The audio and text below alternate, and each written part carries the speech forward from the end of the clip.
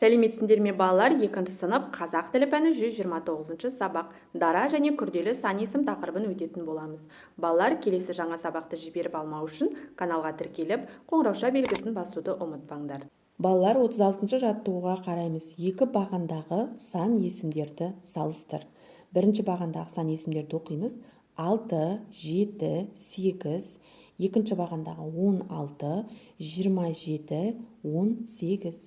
Ал енді әр бағандағы сан есімдері неше сөзден құралған, олардың құрамына қарап өзің қорытынды жаса дейді. Балалар, бірінші бағандағы сөздер бір сөзден құралған, ал екінші бағандағы сөздер екі сөзден құралып тұр екен. Ал енді қорытынды жасайтын болсақ, бір сөзден құралған сан есімдер дара сан есім, екі сөзден құралған сан есімдер күрделі сан есім болады. Ал енді ережеге мұқият қараймыз. Сан есім дара және күрделі болады. Дара сан есім бір сөзден құралады. Күрделі сан есім екі немесе одан да көп сөзден құралады. Күрделі сан есімдердің құрамындағы сөздер бөлек-бөлек жазылады.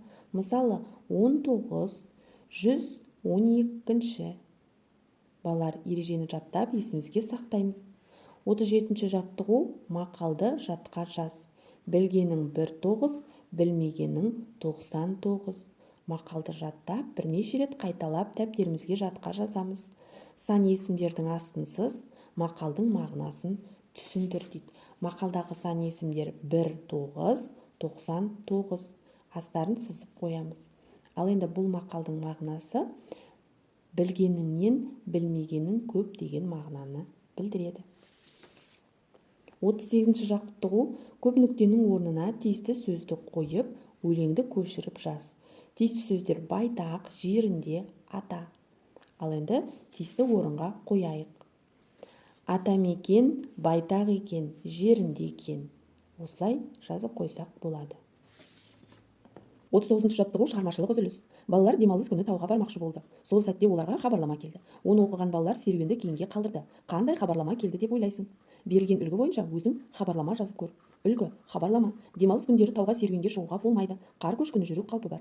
Ауа райын зерттеу орталығы. Балалар, осы сияқты бізде хабарлама жазып көрейік. Хабарлама. Демалыс күндері тауға серуенге шығуға болмайды. Қатты жел соғып, жауын-шашын күтілуде. Сел жүру қаупі бар. Ауа райын зерттеу орталығы. Балалар, сендер де осы сияқты хабарлама жазып көрсеңдер болады. Балалар, осымен бүгінгі біздің сабағымыз аяқталды. Барлық тапсырмалар сендерге түсінікті болды деген ойдамын. Келесі жаңа сабақта кездескенше сау болыңдар.